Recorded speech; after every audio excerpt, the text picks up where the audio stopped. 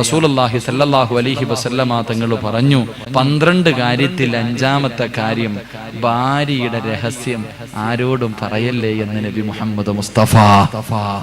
ഉറക്കെ നബി മുഹമ്മദ് മുസ്തഫ സ്വല്ലല്ലാഹു അലൈഹി വസല്ലമ തങ്ങൾ പറയുന്ന ഒരു ഭർത്താവിന്റെ 5-ാമത്തെ കടമ എന്തെന്നറിയുമോ?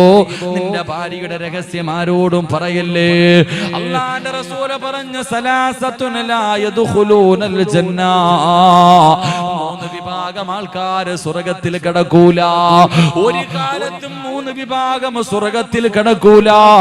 നാളെ അവനെ പരലോകത്ത് കൊണ്ടുവരുന്നത് മുഖം കുത്തിയവനായ രീതിയിലാ. അവന്റെ ശരീരത്ത് നിന്ന് ദുർഗന്ധം ഇങ്ങനെ അടിച്ചു വീഴുകയാണ്. പടച്ചവനെ, നാളെ പരലോകത്തിലെ ഏറ്റവും ശർറായവനവരാ. 3 വിഭാഗമാണ്. അല്ലാഹുവിന്റെ പ്രവാചകൻ അവിടെന്ന് പറയുമ്പോ സഹാബത്ത് ചോദിച്ചു, യാ റസൂലല്ലാഹ്, ആരാണ് നബിയേ ഈ വൃത്തികെട്ട 3 വിഭാഗം? ആരാണ് നബിയേ? ഒന്നാമത്തെ വിഭാഗം ആരെന്നറിയുവോ? ഭാര്യയുടെ മണിയര രഹസ്യം അതാ മറ്റുള്ളവരോട് പങ്കുവെക്കുന്ന ചെറുപ്പക്കാരാ, നീ സ്വർഗത്തിൽ കടക്കില്ലടാ. ആര് കടന്നാലും നീ സ്വർഗത്തിൽ കടക്കൂല.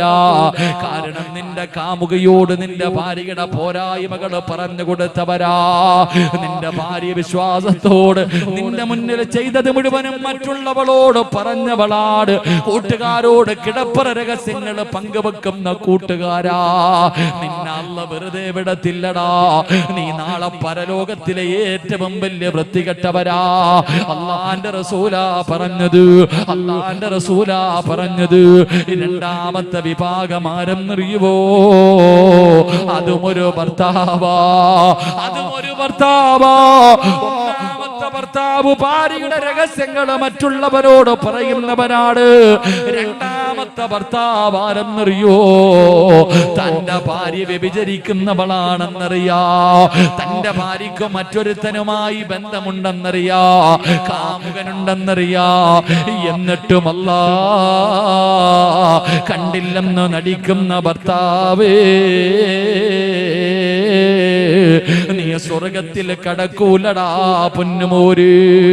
അവളും അവളുടെ വഴിക്ക് നടക്കട്ടെ എന്ന് പറഞ്ഞുകൊണ്ട് നടക്കുന്നവനാകരുത്. നടപടി സ്വീകരിക്കണം ചെറുപ്പക്കാരാ, അവൾക്ക് തിരുത്തി കൊടുക്കണം ചെറുപ്പക്കാരാ. 3-ാമത്തെ വിഭാഗമാരാ?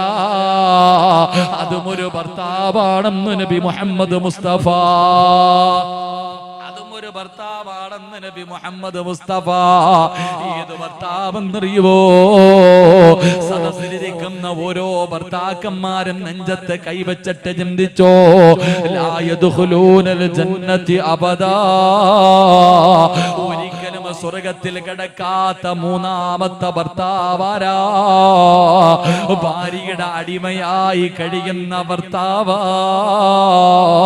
ഭാര്യയുടെ അടിമയായി കഴിയുന്ന ഭർത്താവാ. ഭാര്യ പറയുന്നതേ അനുസരിക്കൂ. പെറ്റതള്ളയെ കൊണ്ട് വലിച്ചെറിയാൻ പറഞ്ഞ ഒരു മടിയുമില്ലാതെ വലിച്ചെറിയാൻ അവൻ തയ്യാറാവുകയാ.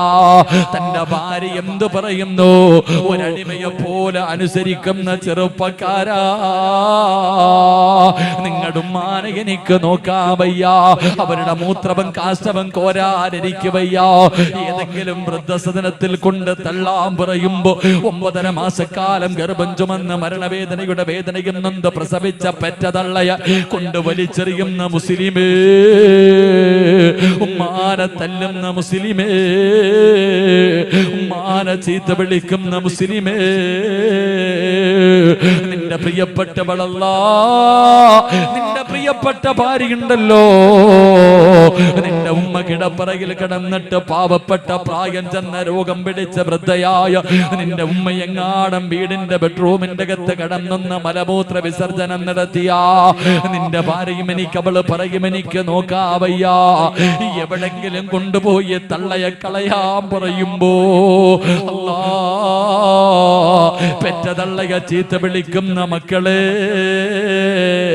പെറ്റ തള്ളയ വഴക്ക് പറയുന്ന മക്കളെ, എടാ നിന്റെ ഉമ്മ മൂത്രമൊടിച്ചത് മെത്തയിലാടാ, കട്ടിലാടാ, അത് കഴുകിയാ വൃത്തിയാകുമല്ലോ. അതാ നിന്റെ വീടിന്റെ അകത്ത് നിന്റെ ഉമ്മ അറിയാതെ ഒന്ന് കാർക്കിച്ച് തുപ്പിയാ, നിന്റെ വീടിന്റെ അകത്ത് തുപ്പിയാ നിനക്ക് സഹിക്കൂലല്ലോ. ആ പാവം തള്ളയ ഭീഷണിപ്പെടുത്തുന്ന മക്കള്, നീ എന്തേ ചിന്തിക്കാത്തത്? നീ എവിടെ കടന്നാടാ മൂത്രമൊഴിച്ചത്? നീ എവിടെ കടന്നാ കാശിച്ചതെന്നറിയുവോ?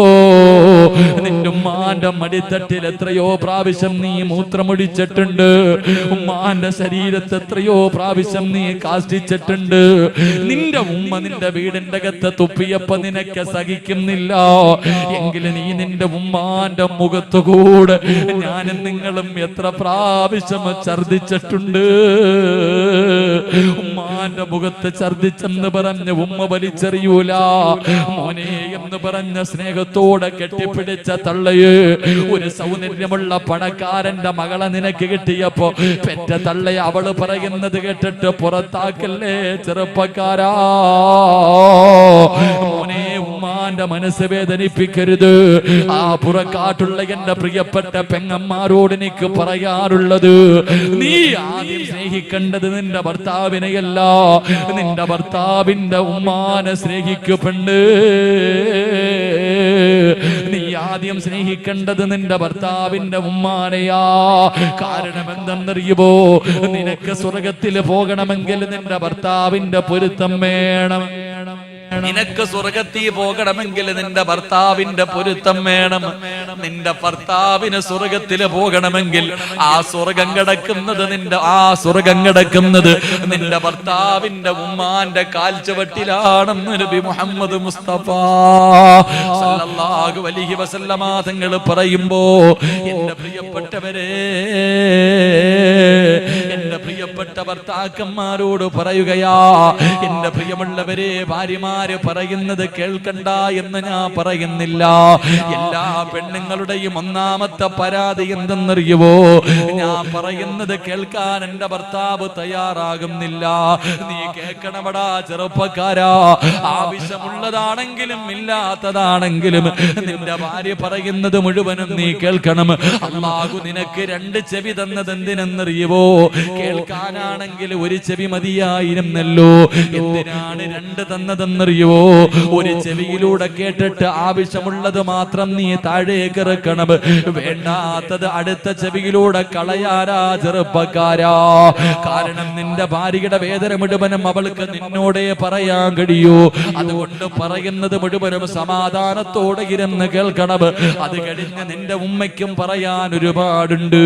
ഉമ്മാനെ നിനക്ക് വെറുപ്പിക്കാൻ കഴിയില്ലല്ലോ. ഉമ്മ പറയുന്നതും ഇരുന്ന് കേൾക്കണം.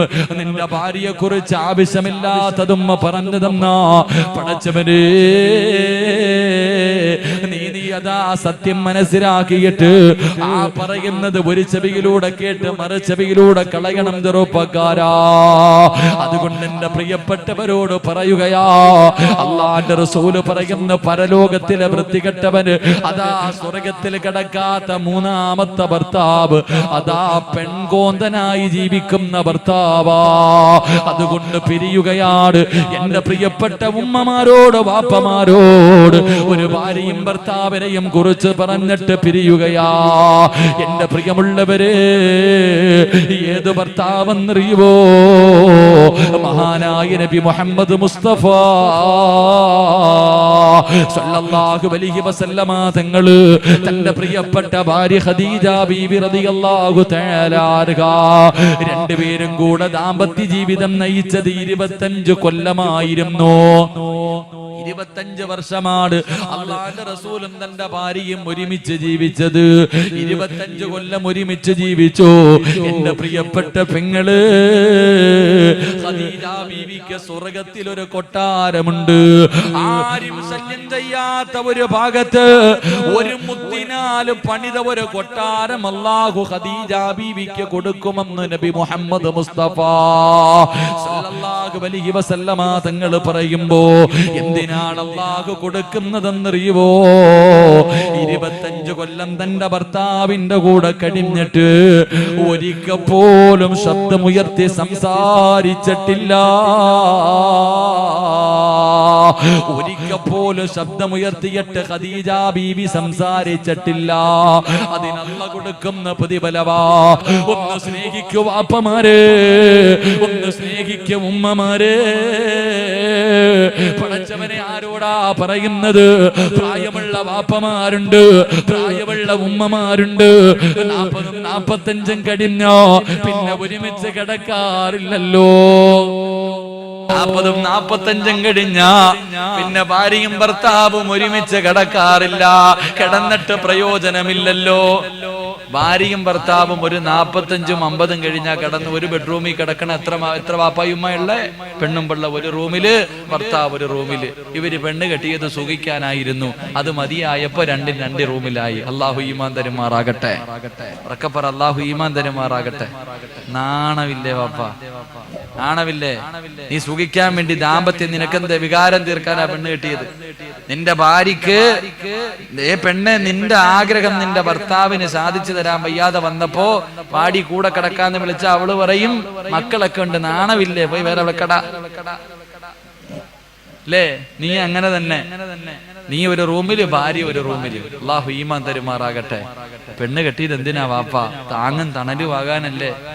വയസ്സാം കാലത്ത് നിനക്കൊരു താങ്ങാകാനല്ലേ നീ അവളെ കെട്ടിയത്? എന്നിട്ട് ഒരുമിച്ച് കിടന്നുറങ്ങു സഹോദര, ഒരുമിച്ച് കിടന്നുറങ്ങണം പെങ്ങളെ. മഹാനായ നബിയുനാ റസൂലുള്ളാഹി സ്വല്ലല്ലാഹു അലൈഹി വസല്ലമ തങ്ങൾ പറഞ്ഞു, നിന്റെ ഭർത്താവ് മരിക്കുന്ന ദിവസവും ആ മനുഷ്യന്റെ തൃപ്തിയും സ്നേഹവും നിനക്കുണ്ടാകണം. നിന്റെ ഭർത്താവിനോട് നിനക്ക് വിവാഹത്തിന്റെ 1ാമത്തെ രാത്രി ഉണ്ടായതിനേക്കാളും സ്നേഹം അന്നുണ്ടാകണം. എങ്കിലേ നിനക്ക് അല്ലാഹുവിന്റെ സ്വർഗം കിട്ടൂ. അല്ലാഹു ഈമാൻ തരുമാറാകട്ടെ. ഒരുമിച്ച് കിടക്കണം. പറയേണ്ടവൻ പറയട്ടെ, മക്കള് പറഞ്ഞാ പറയട്ടെ. എന്താ അവനവന്റെ പെണ്ണുമ്പോഴാണ് ഇവിടെ കിടക്കുന്നതിന് കുഴപ്പമില്ല. നിന്റെ മക്കളുണ്ട്, അങ്ങനൊന്നല്ല. പ്രായമായാലും ഒരുമിച്ച് കിടക്കണം. അല്ലാഹു ഭാഗ്യം തരുമാറാകട്ടെ. ഉറക്കപ്പറ അല്ലാഹു ഭാഗ്യം തരുമാറാകട്ടെ. പ്രായമൊന്നും ഒരു തടസ്സമല്ല. മഹാനായ നബി മുഹമ്മദ് മുസ്തഫ സ്വല്ലല്ലാഹു അലൈഹി വസല്ലമ തങ്ങൾ ഖദീജ ബീവി വിവാഹം കഴിച്ചത് 25ാമത്തെ വയസ്സിൽ. എത്രാമത്തെ വയസ്സിൽ? നബിക്ക് 25 വയസ്സ്, ഖദീജ ബീവിക്ക് 40 വയസ്സ്. കൂട്ടി നോക്ക്. അള്ളാന്റെ റസൂലിന് 25, ഖദീജ ബീവിക്ക് 40 വയസ്സ്. എന്റെ പ്രിയമുള്ള സഹോദരങ്ങളെ, അവരുടെ ജീവിതം പോലെയാകണം. മരിക്കണ കാലം വരെ അള്ളാന്റെ റസൂല് ഖദീജാനെ മറന്നില്ല. ഖദീജ ബീവിയെ കുറിച്ച് പറഞ്ഞ അപ്പ കരയായിരുന്നു. ഖദീജ ബീവി റളിയല്ലാഹു തആല അൻഹയെ കുറിച്ച് എന്തെങ്കിലും പറഞ്ഞ അപ്പ കരയും. എപ്പോഴും മറ്റു ഭാര്യമാരോട് ഖദീജ ബീവിയെ കുറിച്ചാ പറയണേ. ഖദീജ ബീവിയുടെ ഒരു കൂട്ടുകാരിയെ കണ്ടാ തന്റെ വീട്ടിൽ ഒരു നല്ല കറി വെച്ചാ കൂട്ടുകാരിക്ക് കൊടുത്തു വിടുമായിരുന്നു. അത്രയ്ക്ക് സ്നേഹമായിരുന്നു നബിയുനാ റസൂലുള്ളാഹി. അങ്ങനെയാകണം, അങ്ങനെ വേണം ജീവിക്കേണ്ടത്. അള്ളാഹു നമുക്ക് ഭാഗ്യം നൽകുമാറാകട്ടെ. 4ാമത്തെ കാര്യം എന്തേ? 4ാമത്തെ കാര്യം, നിന്നെ കണ്ടാണ് നിന്റെ പെണ്ണുമ്പിള്ള പഠിക്കുന്നത്. അതുകൊണ്ട് നീ ആദ്യം നന്നാകണേ എന്ന് നബിയുനാ റസൂലുള്ളാഹി. റക്കബറ നബിയുനാ റസൂലുള്ളാഹി. വാപ്പ നന്നാകണം. വാപ്പയെ കണ്ടാ മക്കള് വളരുന്നേ. ഉമ്മാനെ കണ്ടാ മക്കള് വരുന്നത്. വാപ്പയും ഉമ്മയും നന്നായ ആ വീട് നന്നാകും. അതങ്ങനല്ലല്ലോ. നിങ്ങൾ ആലോചിക്കുക, പള്ളിയിൽ നിന്ന് വാങ്ക് വിളിക്കുമ്പോ വാപ്പ വീടിന്റെ മുന്നിൽ ഇരുന്നിട്ട് ഇടാ പോടാ പള്ളി പോടാ ഭീഷണിയാ. ഇവിടുത്തെ പള്ളിയിൽ നിന്ന് വാങ്ക് വിളിച്ചപ്പോ വാപ്പ കട്ടൻ വീടിയും വലിച്ചുകൊണ്ട് വീടിന്റെ മുന്നിൽ പോടാ പള്ളിയില് ഭീഷണി. എന്നാ സത്യത്തിൽ നിനക്കൊരു ഗുരുവും ഇല്ലല്ലോ. നീയല്ലേ ആദ്യം പോട്ടെ. നിന്റെ അള്ളാഹ് നിനക്ക് കാലും കയ്യും കണ്ണ് എല്ലാം തന്നില്ല. നിനക്ക് എന്തെങ്കിലും അസുഖം ഉണ്ടാവും? വാപ്പാന്ന് പറഞ്ഞു കിടക്കണം മനുഷ്യൻ. നീയല്ലേ ആദ്യം പള്ളിയിൽ പോണ്ടേ? നീ പോകണം, നിന്റെ പുറകെ മോനെ കൊണ്ടുപോകണം. അതങ്ങനല്ല. വീട്ടിൽ ഇരുന്നിട്ട് രാജാവിനെ പോലെ അധികാരത്തോടെ വരണം. പോടാ. മഗ്‌രിബിന്റെ ബാങ്ക് വിളിച്ചപ്പോ ഉമ്മ മോളോട് പറയും, മോളെ യാസീൻ ഓത്, മോളെ സലാത്ത് പറയടി, മര്യാദയ്ക്ക് ഖുർആൻ ഓത്, നിസ്കരിക്ക്. ഞാനിവിടെ ടിവിയുടെ ഫ്രണ്ടിൽ ഹജ്ജ് ചെയ്തോണ്ടിരിക്കുക, പെറ്റ് കിടക്ക. സീരിയൽ, അവളെ ഒടുക്കത്തെ സീരിയല് ചന്ദനമഴയും കണ്ടുകൊണ്ട് പെറ്റ് കിടക്ക. അവള് മോളോട് പറയണം നിസ്കരിക്കാൻ. നിന്റെ മക്കള് നന്നാവോ? തോന്നുന്നുണ്ടോ? നന്നാവോ? അല്ലാഹു നമുക്ക് ഈമാൻ തരുമാറാകട്ടെ. നീ പറഞ്ഞ ഒരു കാലത്ത് നിന്റെ മക്കള് ആദ്യം ഉമ്മ നന്നാവും. എന്നിട്ട് കണ്ടിട്ടില്ലേ ചില ഉമ്മമാര് ഉംറയ്ക്ക് പോയിട്ട് തിരിച്ചു വന്ന് സീരിയല് കണ്ടോണ്ടിരിക്കുമ്പോ മക്കള് ചോദിക്കും, നിങ്ങൾ എന്തിനാ ഉമ്മ മക്ക വരെ പോയത്? നിങ്ങൾ എന്തിനാ വെറുതെ? കാരണം പോയിട്ട് നന്നായിട്ടില്ല, അങ്ങനെ ആവരുത്. എന്റെ പ്രിയപ്പെട്ടവരെ, ഉപദേശിക്കാനും ഒരു യോഗ്യത വേണം. റസൂലുള്ളാഹി സ്വല്ലല്ലാഹു അലൈഹി വസല്ലമ തങ്ങളുടെ മുന്നിൽ ഒരു ഉമ്മ ഒരു കുട്ടിയുമായി വന്നത്രേ. ഒരു ചെറിയ മകനെയും കൊണ്ടുവന്നിട്ട് പ്രവാചകനോട് പറഞ്ഞു, നബിയെ, ആര് പറഞ്ഞിട്ട് ഇവൻ കേൾക്കണില്ല, മധുരം ഇങ്ങനെ വാരി വാരി തിന്നുകയാ, നിങ്ങളൊന്ന് പറ നബിയെ, നിങ്ങൾ പറഞ്ഞാൽ എന്റെ മോൻ കേൾക്കും. റസൂലുള്ളാഹി സ്വല്ലല്ലാഹു അലൈഹി വസല്ലമ തങ്ങൾ പറഞ്ഞു, പോയിട്ട് ഒരാഴ്ച കഴിഞ്ഞ് വരാം. പൊക്കെ ഒരാഴ്ച കഴിഞ്ഞ് വരാൻ പറഞ്ഞു.